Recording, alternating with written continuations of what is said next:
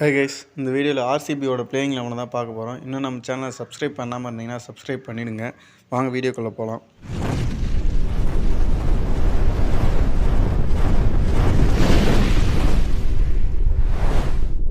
Opening பார்த்தீங்கன்னா ரஜத் பண்டிதர் and Faf to Plessis சொல்லலாம். ரஜத் பண்டிதர் வந்து செம ஃபார்மில் இருக்கார். ஓப்பனிங்கில் கரெக்டாக செட் ஆவார்.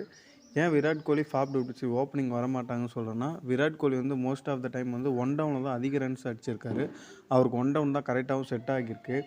அதே போல் ஓப்பனிங்கில் ஃபாப் டு பிளேஸி இல்லைனா விராட் கோலி இவங்க ரெண்டு பேரில் யாராச்சும் ஒருத்தவங்க விக்கெட்டு விட்டாலுமே மேட்ச் வந்து ரொம்ப ஸ்லோ டவுன் ஆகிடுது. அதை பேலன்ஸ் பண்ணுறதுக்காக அவர் ஒன் டவுனில் வர தான் அதிக சான்ஸ் இருக்குது.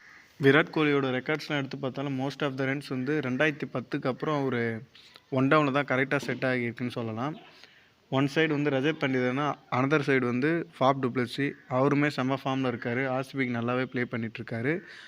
அண்டு ஒன் டவுன் வந்து எப்பயும் போல் விராட் கோலி வந்து செம ஃபார்மில் இருக்கார். அதுவும் சேசிங்னா சொல்லவே வேணாம். விராட் கோலி வந்து வேர்ல்டு கப்லேயே பார்த்துருக்கலாம், அவ்வளோ ரன்ஸ் அடிச்சிருந்தார். பாகிஸ்தானுக்கு அகைன்ஸ்டாக இந்தியா வேர்ல்டு கப்பில் அடித்த அந்த ரன்ஸ்லாம் வேறு லெவல் ரன்ஸு. விராட் கோலிக்குமே சின்ன ஆசை இருக்கலாம், இவ்வளோ ரன்ஸ் அடிச்சிருக்கோம், இவ்வளோ மெடல்ஸு, இவ்வளோ ரெக்கார்ட்ஸ் இருந்தும் ஆர்சிபிக்கு ஒரு கப்பு அடித்து கொடுக்க முடியலேன்னு ஒரு வருத்தம் இருந்திருக்கலாம். மேபி இந்த இயர் ஆர்சிபி கப் அடிக்கிறாங்களான்னு பார்க்கலாம். நம்பர் 4 வந்து கேமரோன் கிரீன். இவர் வந்து மும்பை இந்தியன்ஸ்லேருந்து ஆர்சிபி வாங்கினாங்க. இவர் வந்து பேட்டிங் நல்லா பண்ணுவார். ஒரு சில ஓவரும் இவரால் போட முடியும். இவர் லாஸ்ட் இயர் மும்பை இந்தியன்ஸ்க்கும் நல்லாவே ப்ளே பண்ணியிருந்தார்.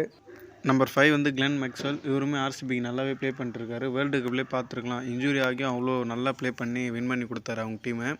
இவராலுமே ஒரு சில ஓவர்ஸ் அவங்க டீமுக்கு போட முடியும். 6th பொசிஷனில் வந்து Dinesh Karthik, batting and wicket keeper.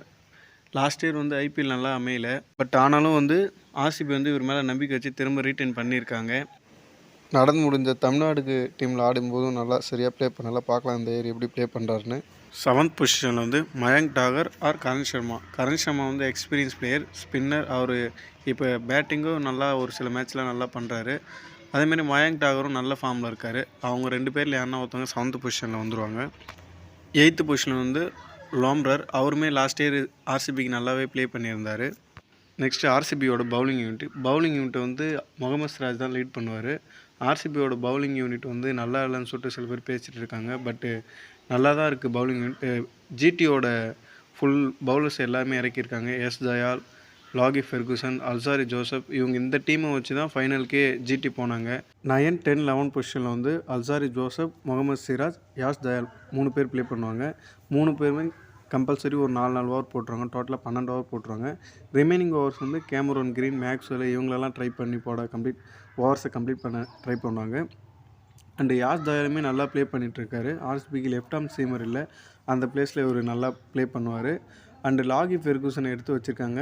Maybe இவர் அல்சாரி ஜோசப் பிளேஸ்க்கு மேபி ரீப்ளேஸ்மெண்ட்டாக வரலாம். அல்சாரி ஜோசப் வந்து நல்லா போடலைன்னா லாகி ஃபெர்குசன் போட சான்ஸ் இருக்குது.